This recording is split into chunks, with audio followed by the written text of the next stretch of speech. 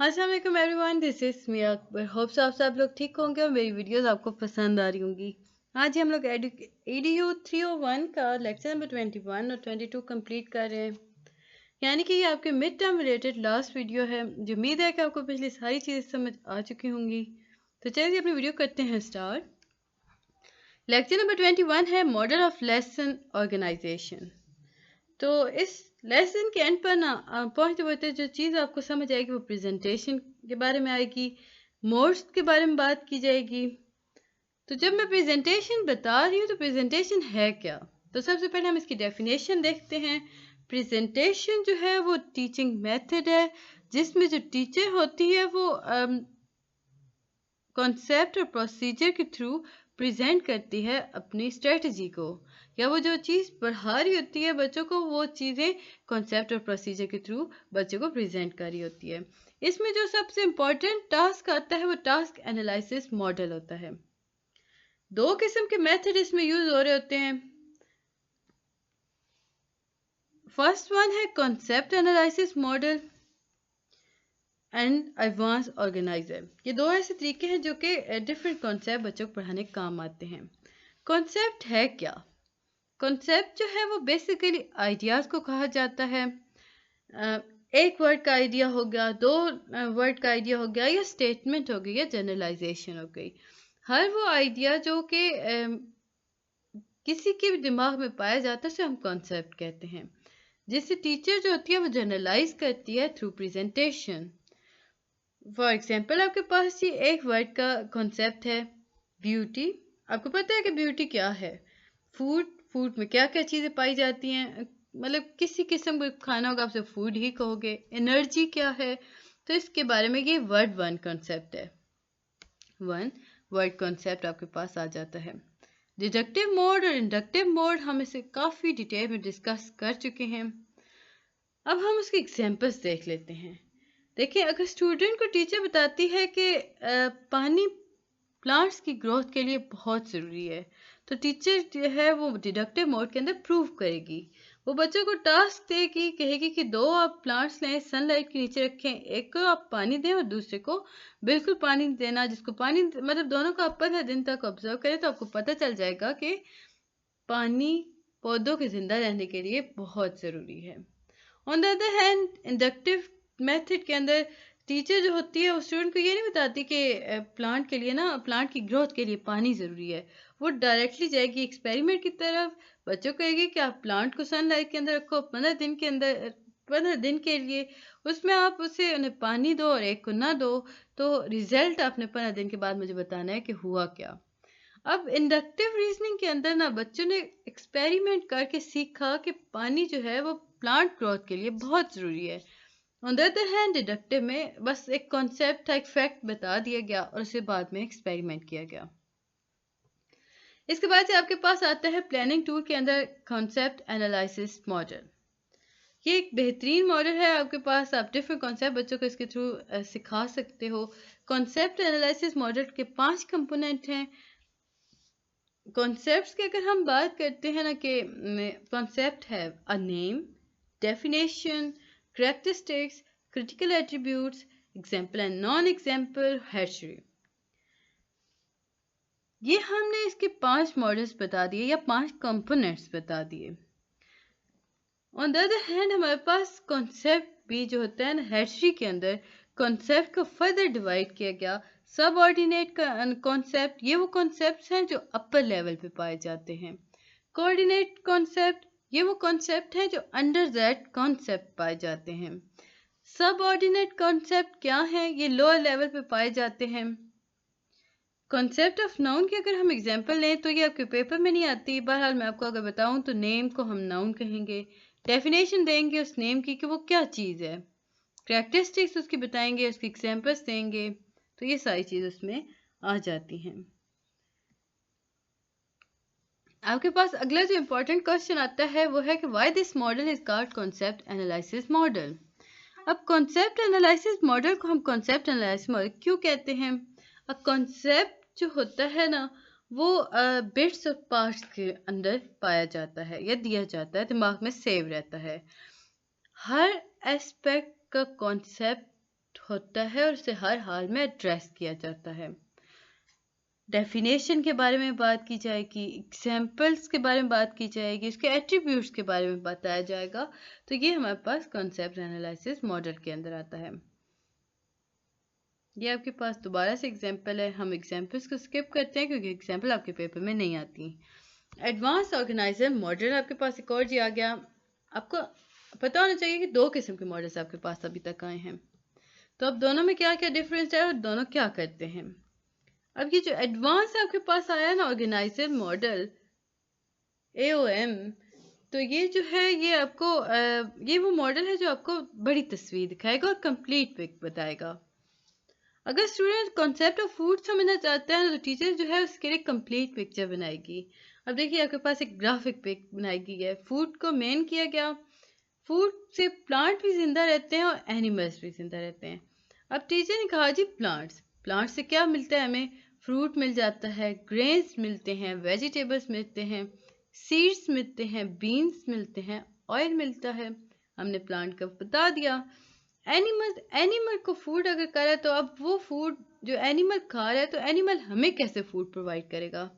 Animal के through हम fish कर दें, फिश खाने से ताकत मिलेगी, रीमीट कर दें और आपके पास एग आ गया, मिल्क आ गया, योगर्ट आ गया। एक मैप आपके पास आता है, तो आप एक ये आपका एमसीक्यूज था कि graphic organiser is also known as concept map. Concept map को हम ग्राफिक एनालाइजर भी या ऑर्गेनाइजर भी कहते हैं। एडवांस ऑर्गेनाइजर मॉडल के अंदर आपके पास जो चीज़ कंपोनेंट्स आते हैं या उसके एट्रीब्यूट्स ना, उसमें कोई 2 लिखने थे तो आप आसान से 2 याद कर लो कि एडवांस ऑर्गेनाइजर मॉडल जो है वो डिडक्टिव लर्निंग पर बेस करता है। इसमें हम बड़ी तस्वीर देते हैं और उसके साथ रिलेशनशिप भी आइडेंटिफाई कर देते हैं या इस्टेब्लिश कर देते हैं। मुझे उम्मीद है कि आपको समझ आ रहा होगा। काइंडली मेरे चैनल को लाइक और सब्सक्राइब ज़रूर कर दीजिएगा। वीडियो पसंद आती है तो कमेंट कीजिएगा। वीडियो को एंड तक देखा करें। देखें पेपर आपका 0.2 या 0.15 वीडियो देखने से नहीं आता समझ। देखिए अब मैं बताती हूँ, शुरू में मैं आपको इंट्रो दे रही होती हूँ, आप वो सुनते हो स्किप कर देते हो। अब जो इम्पोर्टेंट पॉइंट्स उसमें रह के वो कैसे आप करोगे, अगर वही पेपर में आ गए तो क्या बनेगा। तो इसके लिए ज़रूरी है कि आप वीडियो को एंड तक और पूरा देखा करें।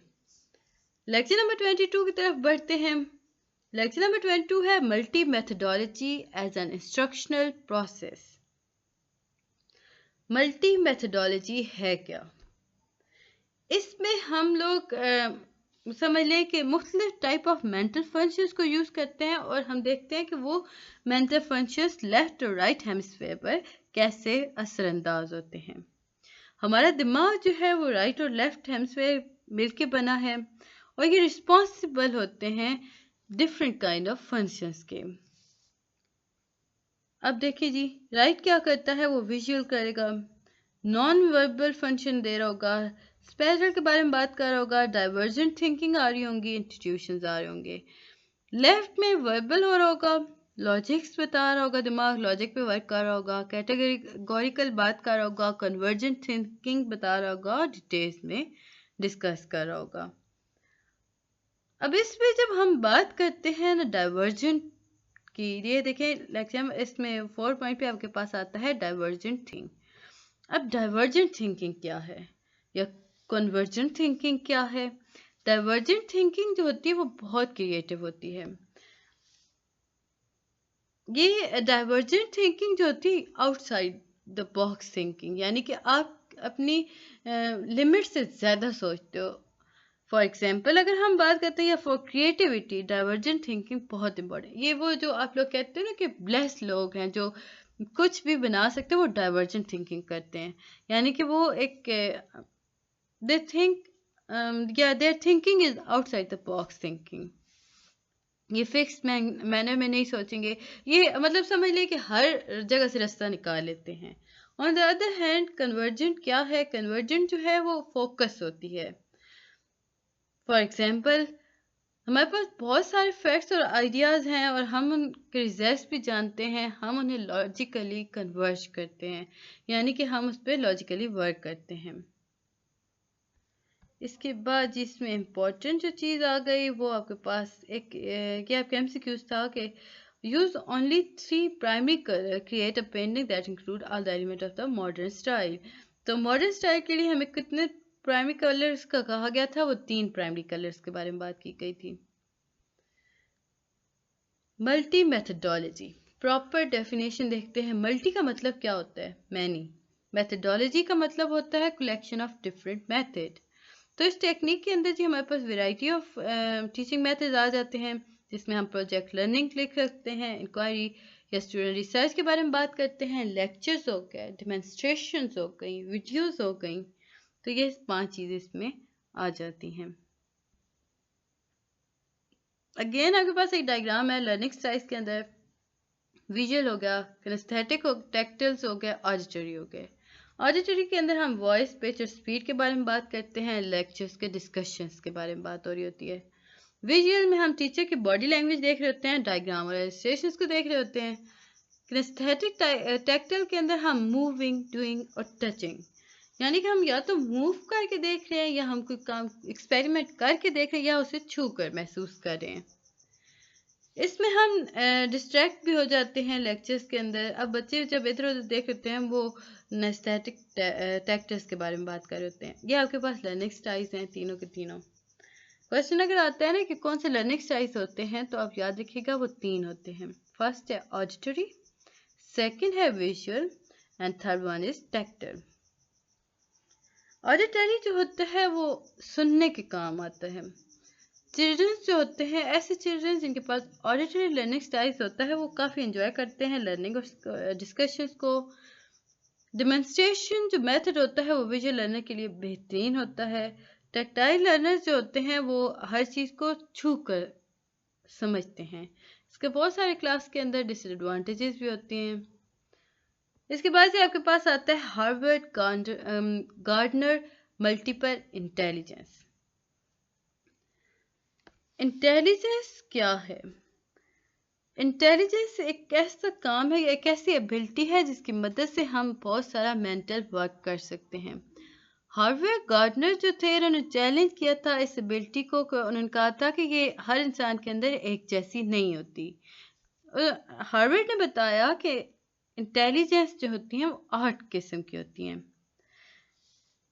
It is said that you get job because of your IQ and you sustain job because of your EQ. अब हमें बताया गया था कि आपने एक जॉब ली, फॉर एग्जांपल ना, अपने IQ लेवल पर, यानी कि आपने मेंटल इंटेलिजेंस के लेवल पे बात की, लेकिन उस जॉब को आपने सस्टेन किया EQ पर, यानी कि इमोशनल IQ लेवल पर आकर। तो ये सारा कुछ इस पे इसने हार्वर्ड ने काफ़ी वर्क किया था। अब हार्वर्ड ने जो बताया था ना, उसने कहा था, हार्वर्ड ने बताया कि इंटेलिजेंस जो होती है वो या तो विजुअल होती है या स्पेटल होती है। कि एबिलिटी टू प्रिसाइज विजुअल, यानी कि अब जिन बच्चों के पास विजुअल स्पेटल एबिलिटी है, इंटेलिजेंस है, वो आसानी से पजल बिल्डिंग कर सकते हैं, चार्ट, ग्राफ और पेंटिंग को कर सकते हैं, समझ सकते हैं और उस पर वर्क कर सकते हैं। सेकंड उसने कहा कि वर्बल या लिंग्विस्टिक। अब ये वो बच्चे होते हैं जो अच्छे वर्ड्स यूज़ कर सकते हैं, इनके पास गुड ऑडिटरी स्किल्स होते हैं, ये एलिगेंट स्पीकर्स होते हैं। थर्ड वन था लॉजिकल यानी मैथमेटिशियन या मैथमेटिकल। ये लॉजिक के बारे में बात करते हैं, ये रीजंस कर रहे होते हैं, क्लासिफिकेशन के बारे में बात करें कि वो बच्चों के एक एग्जाम है, IQ लेवल बता रहे हैं। बॉडीली किनेस्थेटिक हमें बताता है कि इसमें वो अपनी बॉडी की कंट्रोल कर सकते हैं मूवमेंट को, और ऑब्जेक्ट्स को हैंडल कर सकते हैं केयरफुली, यानी कि ये स्पोर्ट्स में आ सकते हैं, डांसर हो सकते हैं, आर्टिशियंस हो सकते हैं। फिफ्थ वन है म्यूजिकल और रिदमिक, यानी कि ये ऐसी एबिलिटी है जिसकी वजह से बच्चा आसानी से म्यूज़िक को बना भी सकता है, मेलोडीज़ को याद भी रख सकता है, गा भी सकता है और विस्लिंग के थ्रू विसल भी कर सकता है। इंटरपर्सनल, यानी कि इनके पास एबिलिटी होती है कि ये रिलेट और अंडरस्टैंड दूसरों को कर सकते हैं। ये वर्बल और नॉन वर्बल होती हैं। यहाँ पे आपने कंफ्यूज नहीं होना, ये इंटरपर्सनल है, यानी इनके पास एबिलिटी टू रिलेट है, यानी ये दूसरों के साथ जुड़ सकते हैं, उन्हें समझ सकते हैं। सेकंड आपके पास इंट्रा पर्सनल, ये अपने आप को इनके पास एबिलिटी होती है टू सेल्फ रिफ्लेक्ट, और इन्हें पता होता है कि उनके अंदर स्टेट क्या चल रही है, यानी इनर स्टेट क्या है।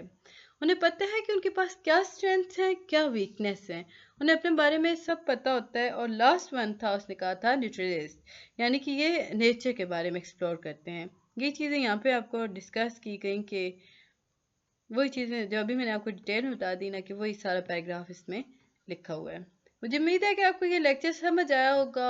काइंडली मेरे चैनल को लाइक और सब्सक्राइब ज़रूर कीजिएगा। मिलते हैं नेक्स्ट वीडियो में, तब तक के लिए अल्लाह हाफिज़।